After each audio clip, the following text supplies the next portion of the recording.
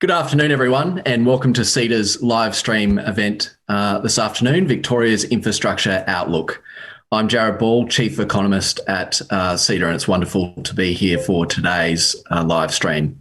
Today, we'll be hearing more about the future infrastructure priorities across all sectors, including transport, health, environment, technology, education, energy, water, justice, and community services.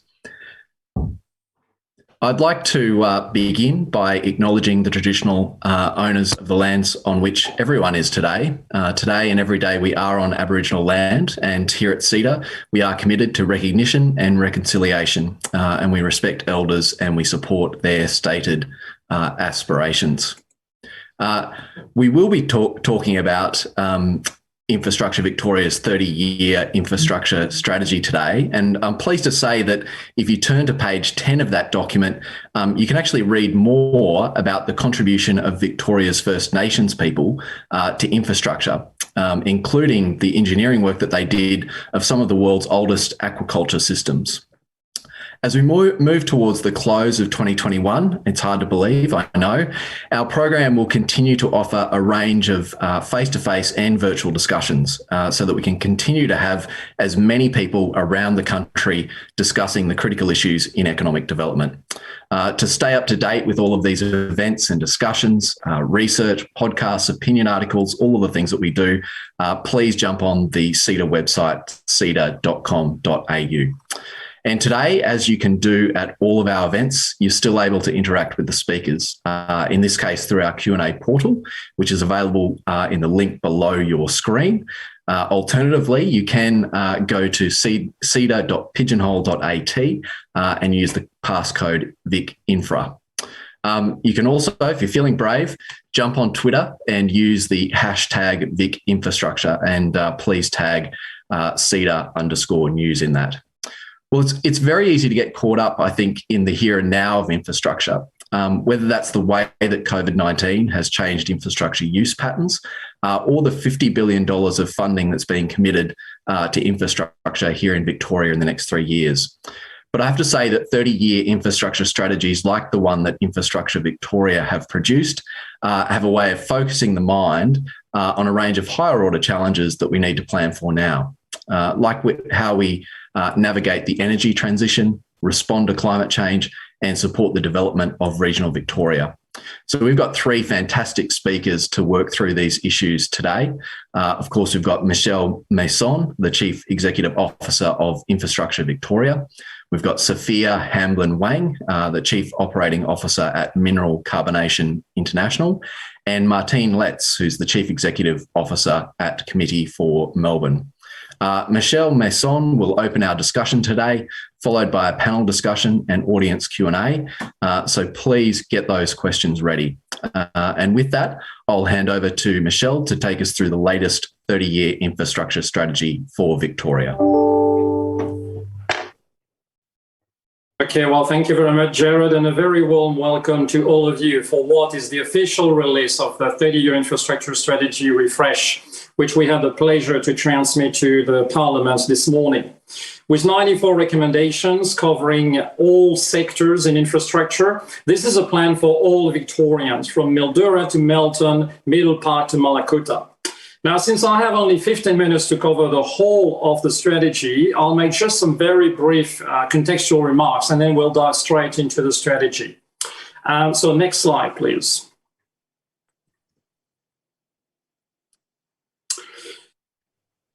Thank you. Now, most of you will be familiar with Infrastructure Victoria. We regularly produce a 30-year infrastructure strategy. We provide advice to the Victorian government on infrastructure matters, and we undertake independent research on any topic we see fit. The point I really want to stress today, ladies and gentlemen, is that we are an independent statutory authority. Our independence is embedded in the legislation which created us. Sorry, could we just move one slide earlier, please? Here we go, that's the one. So as I was saying, our independence is really embedded in legislation which created us, whereby the minister cannot control nor direct the activities of Infrastructure Victoria. Now, this is very important, ladies and gentlemen, because that then puts us in a unique position to engage meaningfully and authentically with all of you, to undertake research and publish transparently that evidence for everybody to see, really making sure that we are in a position to provide frank and fearless advice to the Victorian government on the decisions that we feel should be made for the future of the Victorians. Now, let me take you through the journey across the 30-year strategy and what a journey it has been. So if we could move on to the next slide, please.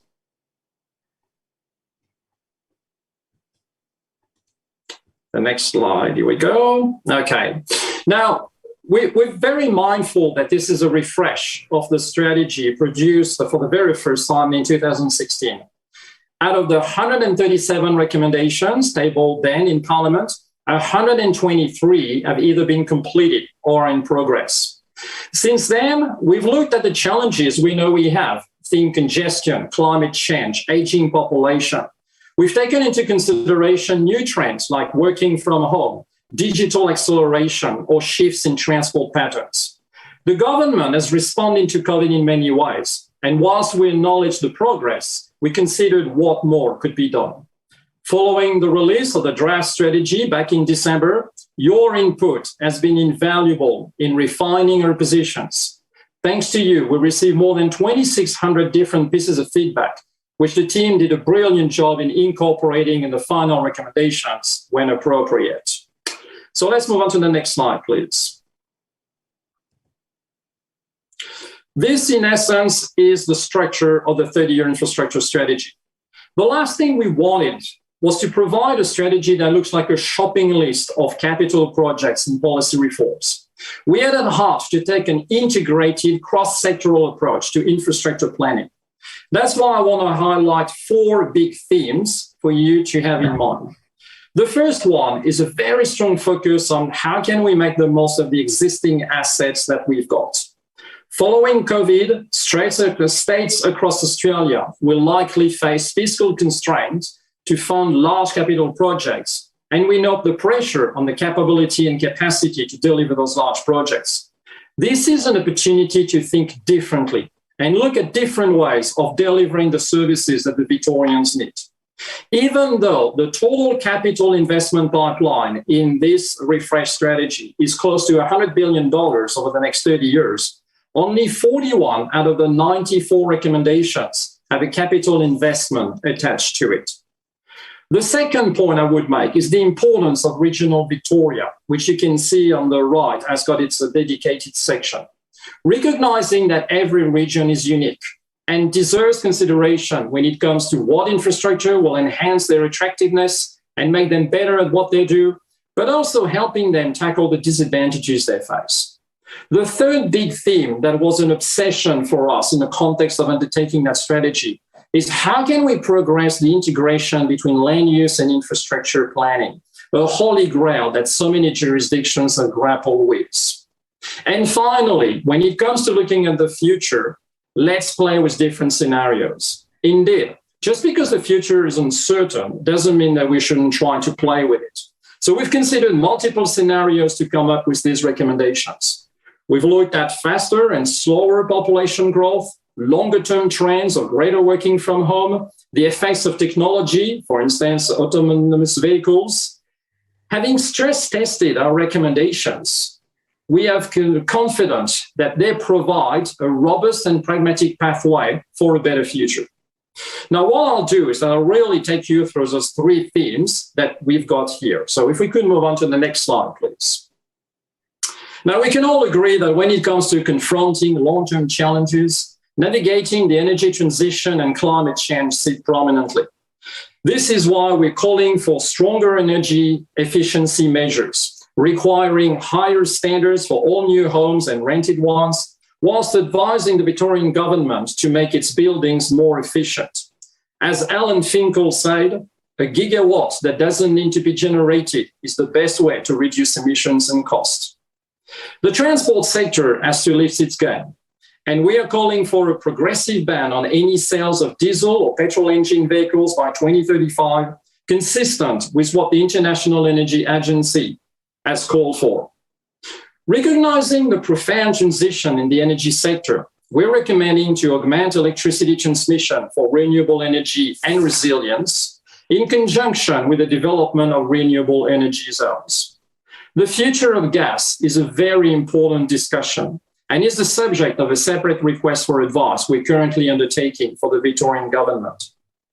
Water security will play a critical part, and we are calling out for all water supply to be considered, including stormwater and recycled water. At the same time, as we recognize these challenges, they present also some opportunities to harness the profound digital acceleration witnessed recently, whether it be in health, in justice, or transport. Think, for instance, mobility as a service, autonomous vehicles, using smart road management systems. And finally, consistent with our conclusions reflected in our advice on waste and resource recovery, we need to ramp up resource recovery and processing facilities, create end markets, and address barriers to recycling. Next slide, please. Now, in the current and future context, managing urban changes will be fundamental. It starts with better integrating land use and infrastructure planning. To that effect, we're calling for the Victorian government to produce public plans for priority infrastructure sectors, starting with an integrated Victoria transport plan. Indeed, transport will be key. Cycling and walking should be a priority and funded, together with adapting the tram network, starting with a connection to Fisherman's Bend by 2026. Recognizing the infrastructure we've got, medium-sized quality density should be encouraged, together with a sensible approach to road space allocation.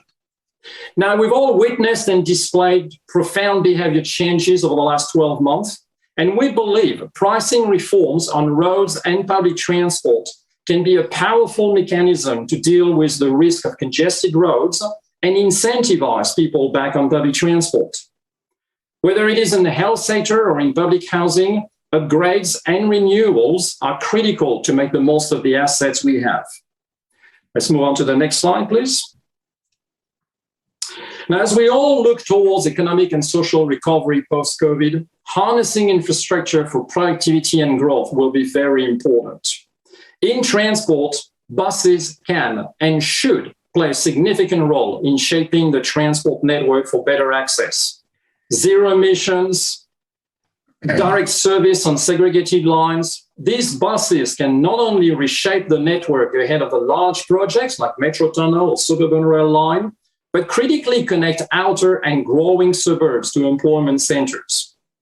Freight volumes will grow, and we encourage the Victorian government to support making the most of the existing Port of Melbourne, whilst preserving the option for the future Bayway Port.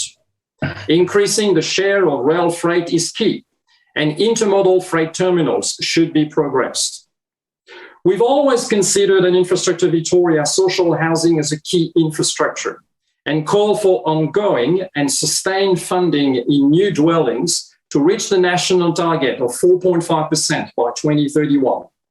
More infrastructure will equally be needed in health and justice to ensure Victorians get the services they need. Growth areas deserve a very special attention. The 7 designated growth areas in metropolitan Melbourne will see their population grow by 2036 by the equivalent of 10 times the city of Bendigo. This requires efficient delivery and funding of infrastructure to accompany the land use development, more tree canopy, better roads and rail access. Next slide, please. And finally, let's develop regional Victoria. 1 in 4 of our recommendations in this refresh strategy are dedicated to all regional Victorians, with a focus on more resilient and better digital coverage, long-term funding certainty on roads and rail maintenance and upgrades, and dealing with social disadvantages. Think shared social services, youth foyer, social housing, or rehab facilities. Next slide, please.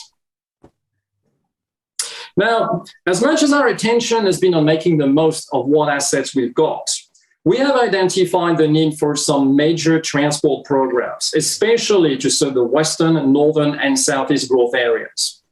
Consistent with our desires to really innovate on integrating land use and infrastructure planning, for the very first time in Australia, we've used an innovative approach to strategically assess these 6 transport programs. You see, traditional transport modeling takes into consideration that if you had a new rail or a new road, it doesn't have an impact on where people decide to live or work. Of course it does. So what we've done is to couple to the transport model a way to measure the land use benefits triggered by these transport programs and consider them in our assessment for the very first time. So this enables us to draw the following recommendations. Road management systems. This is about leveraging on technology to better use the roads we have. Think traffic light priorities or lane management control. Consistent with what other jurisdictions have found, it is a no-brainer and should proceed immediately. The Outer Metropolitan Ring Road is the only motorway we recommend to proceed, with the E6 corridor from the Metropolitan Ring Road up to the Hume Freeway to Beveridge, a clear priority following the opening of North East Link. The City Loop reconfiguration should be delivered immediately after the opening of Melbourne Metro 1 to disentangle the City Loop and create 2 new cross-city metro-style services, Craigieburn to Frankston, Upfield to Glen Waverley, with regional benefits to the Simmer and Shepparton services. We're also calling for the extension of the rail services in the Western and Northern growth areas. This is about introducing electrified suburban services from Sunshine to Rockbank, along the Wynnum Vale corridor, and from Craigieburn to Beveridge with new stations, providing a significant uplift of services to suburban rail lines in the north, the west, and the southeast, and regional trains from Ballarat. These 4 projects should be delivered following the discipline of producing a business case. Now let's talk about Melbourne Metro 2, which would connect Geelong, the Western growth areas to the Northern growth areas via the City and Fisherman's Bend, the largest urban redevelopment project in Australia. It would complete untangling the existing Metropolitan Rail network, creating a true resilient turn-up-and-go metro-style services network. It performs exceptionally well in reducing public transport crowding, but it is very expensive.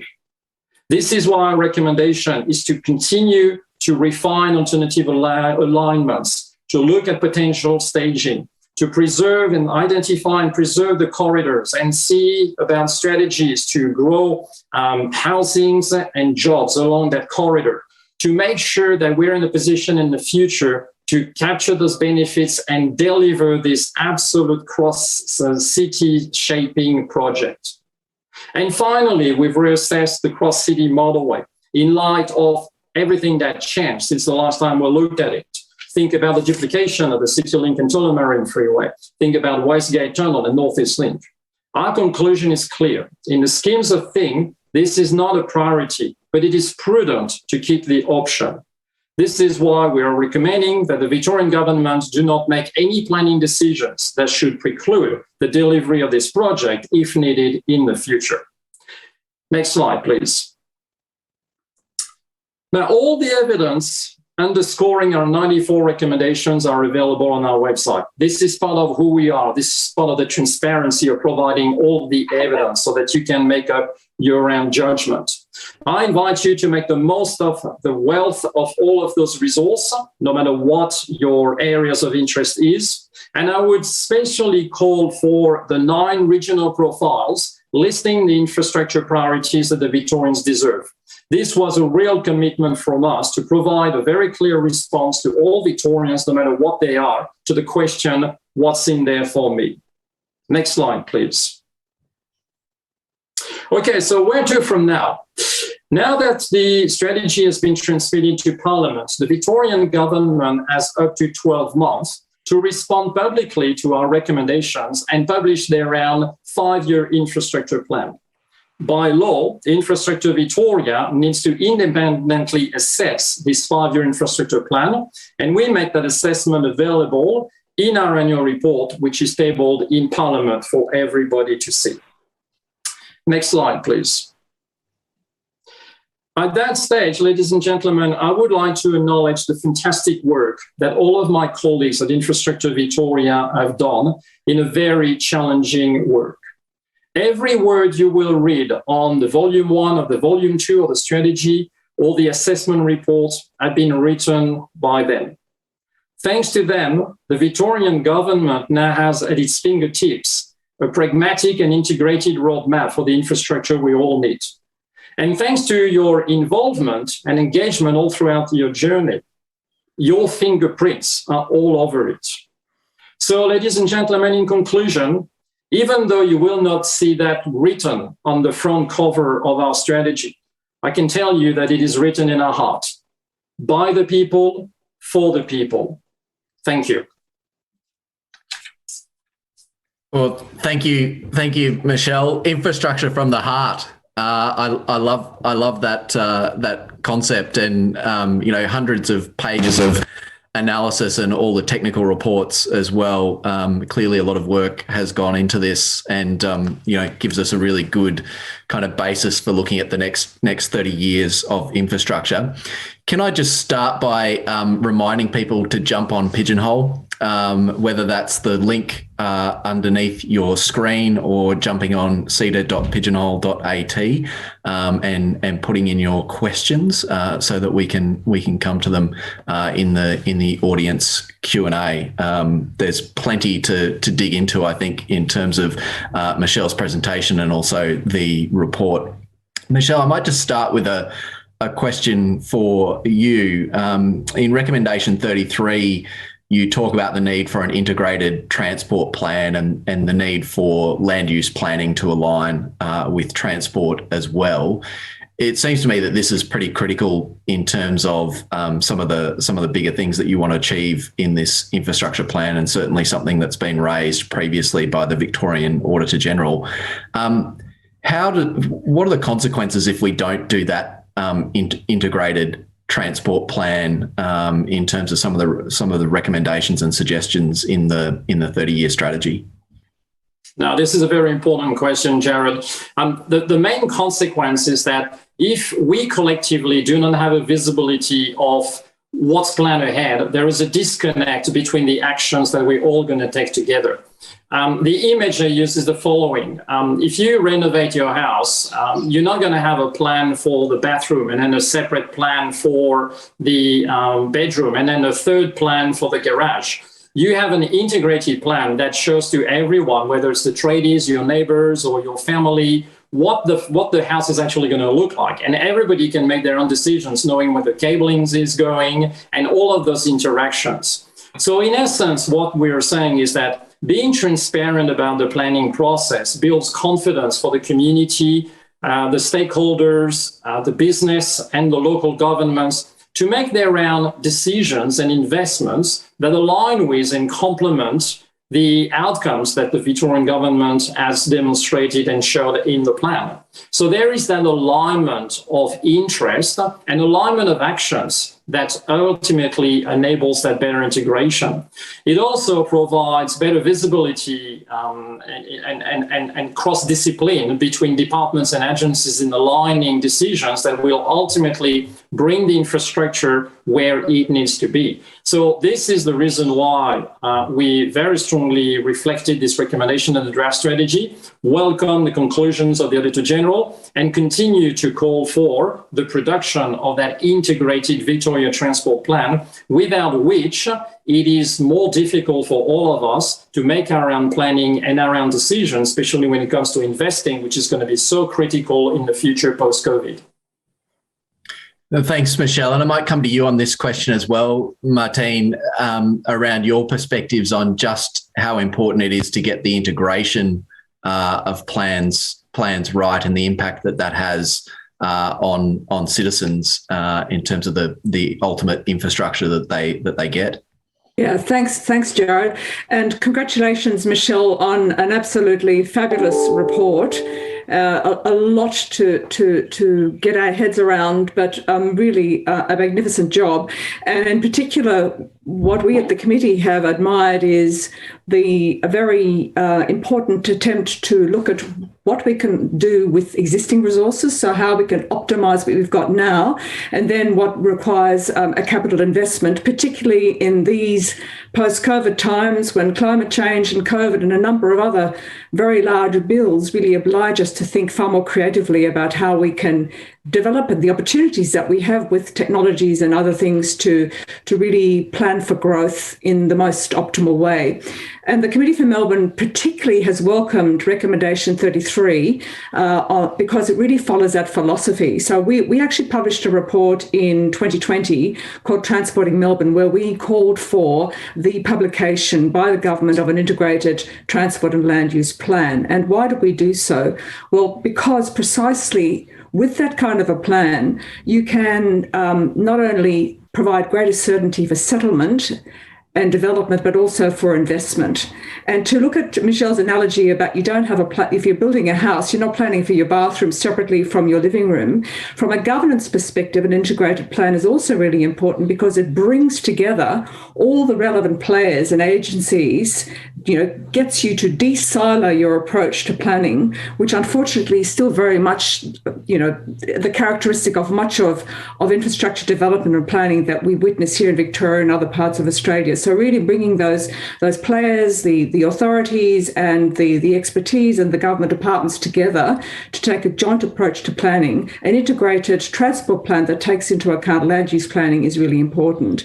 Now, we talk about Plan Melbourne Refresh as being the integrated approach. But I'd like to point out that since the publication of Plan Melbourne Refresh, we've had the Suburban Rail Loop and the Melbourne Airport Rail Link and the Northeast Plan, which have been bolted on to Plan Melbourne Refresh, which to us is an indication that this is not an example of an integrated approach. And finally, to your point, Jared, about what the Auditor-General has pointed out, the Transport Integration Act in 2010 also calls for the development of an integrated transport and land use plan, and the Auditor-General has determined that such a plan has not yet been completed and that the legislation has not yet been fulfilled.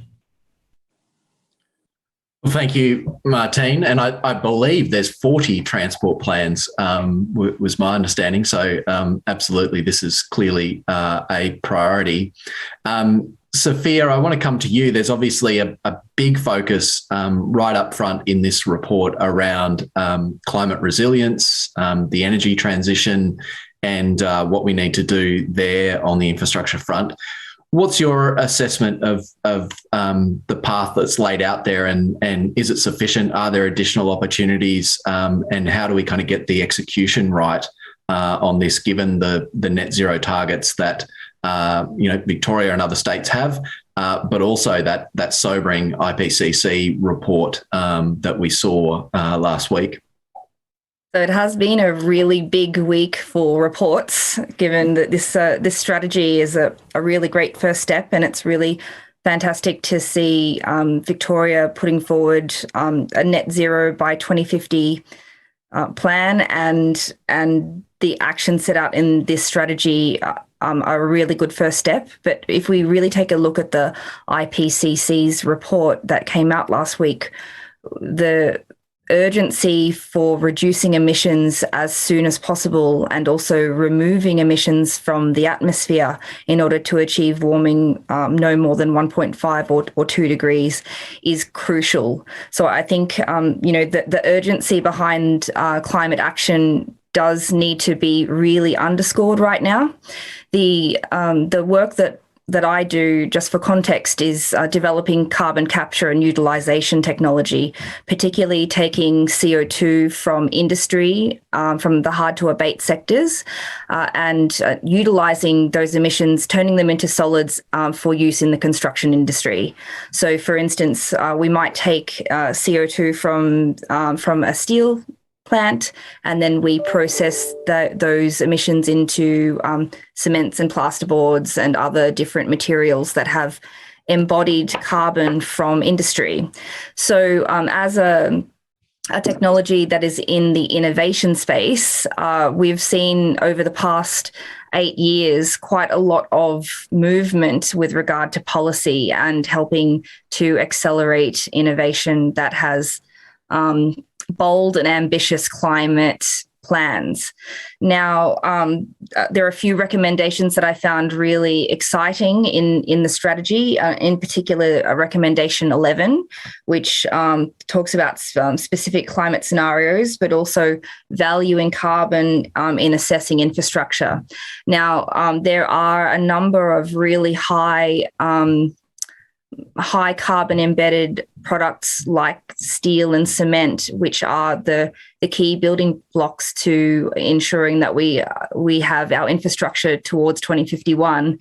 And those industries don't have really clear decarbonisation pathways right now, but it's really hard to know how to abate and reduce emissions without being able to measure properly what those emissions are. So I'm really encouraged to see that recommendation in there, and we'll follow the progress behind that well. And additionally, I wanted to talk about the circular carbon economy. So treating CO2 as a resource and not just a harmful waste, in order to create a number of different products, not just the building materials that my company focuses on, but also turning CO2 into fuels and into other chemical feedstocks, and really unlocking innovation potential for other technologies. Now, I feel like Victoria has a really great opportunity here, because there are a lot of really bright minds and good industry settings in order to bring about innovation. But the problem is that there's not so much policy certainty to get through the valley of death, where technologies aren't making money in the short term, but might have significant abatement potential in the long term. So that was really good to see. And then number 29, finally, I wanted to just talk about strengthening end markets for recycled materials.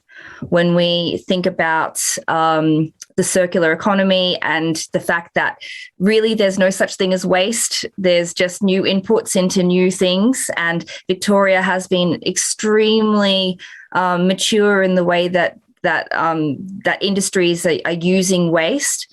Well, the Victorian government does have this very good opportunity to ensure that there are end markets and offtake partners for new innovative materials that utilise different industrial wastes and also CO2 into their products. Well, thanks, Sophia. Another kind of focus in the report is, how we get more productivity and growth out of our infrastructure. And Michel, I don't think you'll be surprised to know that as an economist, this stuff certainly gets me excited, sweating the assets and so forth. But sometimes it just doesn't seem to capture the imagination of the general public. New roads and so forth are often more exciting than getting the most out of our existing infrastructure or making it work better. Where do you see the key lever on this, or where do you think government can start in terms of just bringing this to the forefront and getting some more gains out of productivity and growth in infrastructure? Yeah, no, this is a very good question, Jared, and you'll be pleased that my answer to it is likely to reconcile the paradox that you've just announced. So there are definitely three elements that permeated the whole strategy when it comes to what do we mean by that productivity and harnessing the growth. The very first one is back to the basics that condition all of our work since IV started in 2016. And God knows that we were a lonely voice at the time, and we say, let's look first and foremost on how we make the most of the existing assets that we've got. And whilst it was not the right timing to say that in 2016, we certainly feel that the timing is right now to really put that forward. Because if you want to get the best value for your buck, this is actually where you should be starting. Think, for instance, a sensible road space allocation that gives very good clarity on movements in place and provide very good accountability to the various modes that actually would play a lot more to make the most of the roads that we've got, rather than investing into multi-billion dollars of new roads that we've got.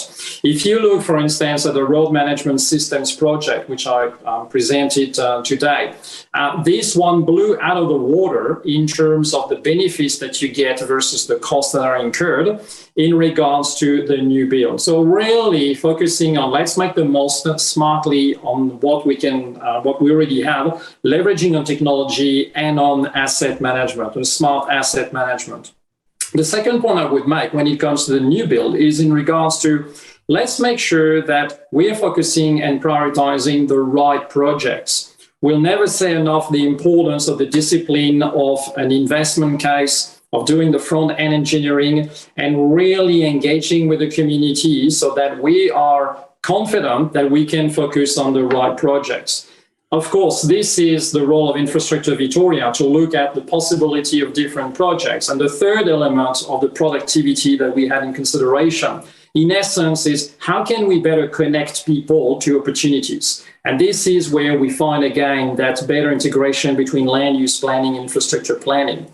Because behind this connecting people with opportunities, this is where you've got the labor productivity improvements linked to improved accessibility and job location. And that plays also for the freight with better the supply chains. So if you look, for instance, at the context behind our recommendations, we know one thing in the future, when you look at it from the broad perspective, that no matter what scenario we play with, there's going to be population growth in the outer suburbs and especially in the growth areas. So we're going to have the population growing in these areas, but we are not going to have the same growth in terms of jobs. So it is of absolute essence to connect people to opportunities and job opportunities, which as an economist you would know is so fundamental for productivity and growth.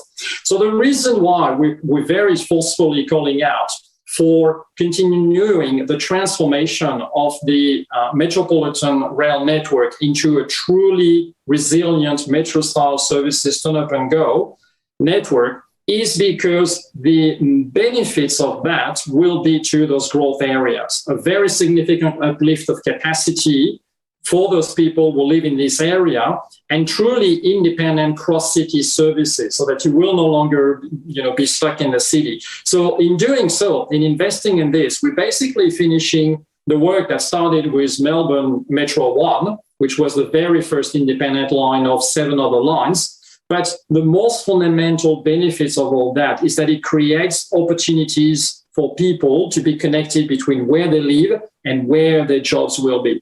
And we feel, as was reflected in the way we've assessed also these projects through multi-criteria analysis, what is the impact on the gross state product of the state if we invest into this. You won't be surprised to know that because of that importance of connecting people to opportunities, there is a significant uplift in the GSP of the state. So that's why we can feel very compellingly, recommending those projects to proceed and really tell the Victorian government, let's finish the job that was starting with Melbourne Metro 1, because the impact on the productivity at the state level is going to be huge. Thanks, Michel. And I want to come to you as well on this question, Martina. Obviously, another perspective of the productivity question is just some of the concerns that people have had around the escalation of costs and deadlines and so forth on infrastructure projects. I know this is something that's quite central to Committee of Melbourne's agenda. What would you like to see in that regard? Yes, thank you. First of all, can I say that the Committee for Melbourne, often people confuse us with the City of Melbourne and just the 38 square kilometres, but we are the committee that is interested in Greater Melbourne, and that's why we also welcome in particular the focus of this report on the growth areas. And as Michel Masson said, finish the job that we started in order to support the growth areas through transport, but also to increase productivity and then overall the well-being of the citizens. And we just think this approach makes absolute sense and certainly corresponds to a number of the ideas that we've put forward. We also are looking at this, as you alluded to, Jared, through what we call the importance of contestability and accountability when major infrastructure projects are put on the table. And often governments attempted to put forward an infrastructure project as a way, for example, at the moment, of getting us out of this kind of COVID situation, but maybe really just developing a bit of a sugar hit, which doesn't really have such longer-term benefits as one would want from investment in major infrastructure. But the very important point, that there are two points that are part of this picture when you talk about an integrated approach. One is there has to be a rigorous business case for any major infrastructure project. And I think it's fair to say that in a couple of them, we have not had such a rigorous business plan. In fact, we don't have business plans at all for some of the major investments. And we're still waiting to hear, for example, we were talking about a $50 billion investment in the suburban rail loop, but none of us have yet seen the exact business case that underpins that, even though it is a very attractive proposition. Are you really sure that you're going to maximise your return on investment given the huge costs that are associated with these projects? And then the second point about that is that the governance of even existing projects now and the huge cost overruns that we're witnessing, that would suggest one of two things. One, that the business case wasn't done properly in the first place, or second, that maybe the organisations that are delivering it are not yet professional enough or haven't included some of the professional expertise that the private sector can bring. So the committee has often advocated very strongly for public-private partnerships that work, that allow the burden and the risk to be shared, and that also allow the delivery of a project within cost and on time. So we have been very strong in calling for contestability and accountability on all of these projects within the general framework of understanding that we're looking for an ROI that includes things like building productivity, better connections, improving the quality of life of our citizens, as Michel Masson has described. Well, thank you, Martine. And I noticed some questions are trickling in, including on the suburban rail loop, which I will come back to and ask you a question on, Michel. And please, can I emphasise that people should jump on and get their questions in, given that we have 18 minutes to go. And I know that certainly in Michel's case, he's going to be dashing out the door right on too.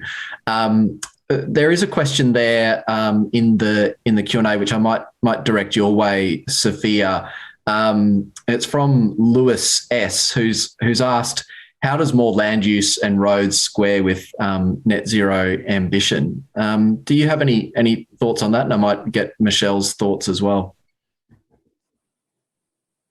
So more in order to get to a net zero future, we need to be looking at every part of our economy and creating a pathway to reduce those emissions. And we also need to be realistic and pragmatic about the fact that we've got a growing population and additional infrastructure and transport needs.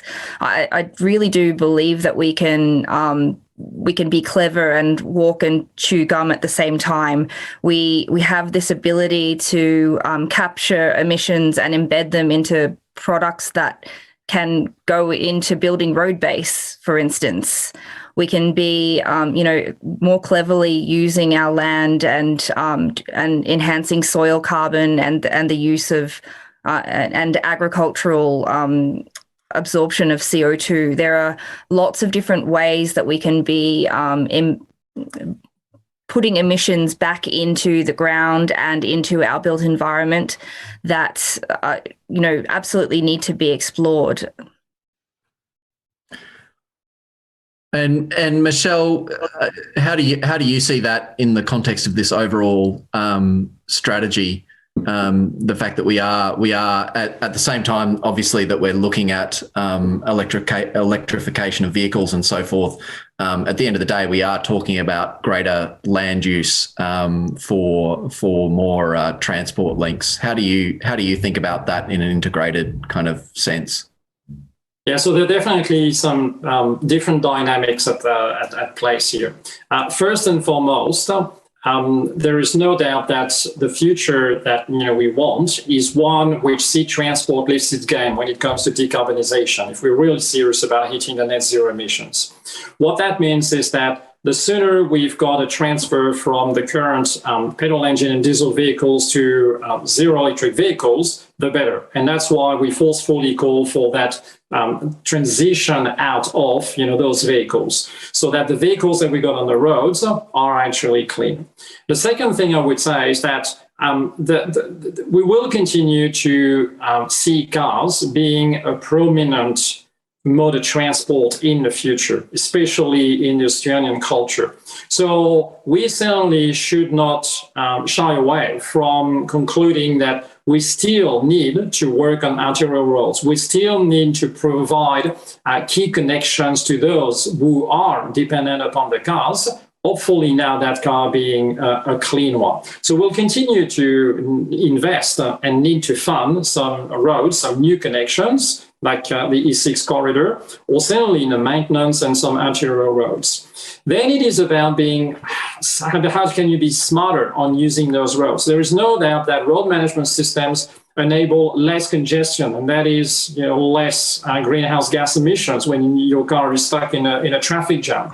And finally, I would say that the reason why we're so strong on public transport and active transport, when you think, for instance, that half of all of the daily car trips in Melbourne are less than 6 kilometers long, that gives you an idea of the potential if we are really collectively true to our desire to see more segregated cycle lanes, more investment in pedestrians. And by the way, in the 30-year strategy we got $900 million of investment on active transport. So it is the combination of all of those recipes that ultimately get you to that sensible integration of land use and new development that also considers the net zero carbon emissions of 2050 in consideration. Thank you for that. I've got a question here, which I'm going to come to you on, Martine, because you and I, we were all talking about the nature of COVID and just what that means in terms of, the ability to plan with some certainty and just how you kind of approach it. And Joe has asked how COVID-19 has impacted infrastructure planning, thinking about things like work from home, need for healthcare in new kind of areas compared to where it used to be, quarantine facilities, all of these sorts of things, which we're still, working through what changes are temporary and which are permanent. How are you thinking about some of these kind of longer term planning and approaching that in the current environment? Yeah, thanks, Jared. Yes, we are really living in a giant living experiment at present, and it's and there are many people who are already bravely predicting either that things will fundamentally change or that things will just go back to what somebody referred to as factory settings once all this is over. Our view is that probably something in the middle is going to happen. When we think about, one of the things that the committee is now thinking about is what is future Melbourne going to look like as we emerge from the crisis and start to understand how we live with this pandemic, and there are clear patterns that have emerged already, which will no doubt mean that there'll be some consolidation of office space and the use to accommodate what will probably be a permanent change to some working from home arrangements versus coming back into the office. But that said, it's very important to remember that one of the keys to Melbourne as a vibrant city, and one of its great assets, is that it is Australia's arts and culture creative capital, It is also an innovation capital, and we know that the really good stuff happens still when people get together in a three-dimensional environment. So productivity might have been raised slightly when we first started to work from home, but the two other legs of the stool which make for any kind of successful enterprise are the kind of team culture and the innovation that a business can bring to the table, and that requires people to really be having opportunities for being together and working in the same environment. Now that will change our practices. I mean, it's clear that COVID-safe practices are extremely important, not only to make businesses reopen, but to keep them open. And then other measures that we need to take, such as vaccination. So one of the things that the committee has been pushing for very hard is when we think about future Melbourne, when we think about Australia, we need to understand that we will be living with some form of virus for a very long period of time. So let's get the systems in place that allows us to live with it and to profit from it. So get cracking on quarantine facilities, get cracking on vaccination, make sure that you've embedded into your organisational DNA COVID-safe business practices so that you can then get over this particular hurdle and start being productive and creative and look after your people and your business again. So that's the broad approach that we've been taking. We think it's absolutely possible. We've got the means to do it. We've also got some time to think a bit more strategically about future plans. That's why this IV document is so timely, because we are at a moment at a sweet spot now where we can really think much more comprehensively in an integrated way about how we progress our economy through better use of our planning tools that are already available to us. And Jared, if I can add a point to that, as I mentioned already, in the context of that strategy, we've done some modeling around what's the impact of increasing working from home. And the team is continuously working on that. So watch that space. We'll have more to say in the future.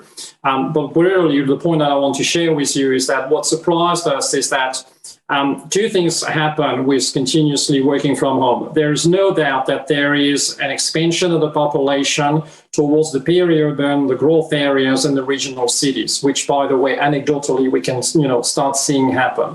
So this is where people decide to relocate with their families, and that creates the demand that we took into consideration to really provide them with an uplift of transport capacity to bring them back to the CBD. Because the second point I would make, which surprised us, is that whilst people will decide for personal reasons to relocate in the peri-urban growth areas and regional cities, there will still be a concentration of jobs or points of employment in the CBD.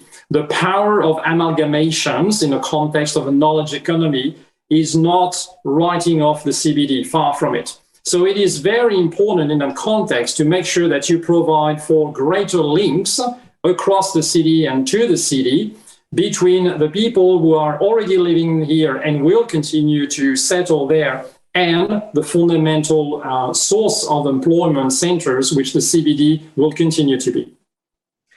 And Jared, can I just add one other point, just supplementing what Michel has said? Melbourne is still the beating heart of Victoria, and in particular the CBD, and it is also the conduit to the regions back and forth. So if you don't have a healthy CBD, or one that maybe gets back to about 75% of what it was before, that will also have a very negative impact on the outer Melbourne and on the regions. So the two are very strongly connected. Thank you, Martine and Michel. I think some really important, strong messages there around, the cultural capital that Melbourne is, the innovation capital, and, whether it's, working face to face or, the 3D world, as you put it, Martine. I think, really important for us to remember in the context of these planning conversations. I do have at least one last question that I wanted to ask from Pigeonhole to you, Michel. Obviously, the suburban rail loop has been in the news a little bit lately. Adam W has asked around what role Infrastructure Victoria has, if any, around kind of the future development of those plans, but also how you see it in the context of some of those, the next stage of renovations, as you might put it, in terms of the rail infrastructure and the city loop. Okay, so to be very clear, we're not involved in the suburban rail loop. Our role is very, very clear. We make recommendations to the Victorian government, and the government decides. And the government can come up with, any other decisions that they see fit. We're not here to revisit the decisions they made. So that's the context to say that when we undertook the 30-year infrastructure strategy, every single project that has been decided upon a committee, think the suburban rail loop or the airport rail link, we've taken that into the reference case. And we said, okay, taking into consideration that this is going to be delivered, what more needs to be done? What do we advise? What sort of decisions now need to be done to make sure that Victorians get the services that they deserve? So that's the way of saying that the recommendations that I put forward today in regards to the 6 transport programs absolutely stand on their feet with the suburban rail loop, being there. And that's for 2 reasons. One, I would say that if anything, it actually enables and complements the suburban rail loop. Because if you got a capacity uplift on the Glenwaverley line, on the Pakenham line, or in Frankston line, that actually brings healthier interchanges with what ultimately will be the suburban rail loop. Our very strong message, though, which is unequivocal, is the fact that we've started the transformation of the rail network with Melbourne Metro 2. We're saying, let's finish the job by really investing into the city loop reconfiguration in Melbourne Metro 2 once the investment case has actually been refined, and into the Western Rail upgrade to really get to that true metro-style service, turn up and go network. We've started the business, let's actually do it. The way I would put it is very simple. To a certain extent, we started renovating the kitchen. Well, we shouldn't stop that just because a decision has been made to build an extension at the end of the house. Well, that's a good note to end on, Michel. We always try and finish all of our events early, and that's no different for these virtual events as well. I would like to thank our participants, Michel, Masson, Sophia Hamblin-Wang and Martine Letts, for sharing their insights and expertise today. Been a fantastic discussion and all of the different perspectives that you bring on this area, and fantastic to have a 30-year strategy out there for discussion and with so much detailed analysis behind it. You can continue adding questions to Pigeonhole for about the next 15 minutes, and we will be posting selected responses in our post-email event, so I encourage you to do that. And I would like to thank everyone for their participation today. I know that we had to shift the scheduling very quickly as we have to be nimble in these COVID times. So I thank you for still joining us and for our panel being able to move so swiftly as well.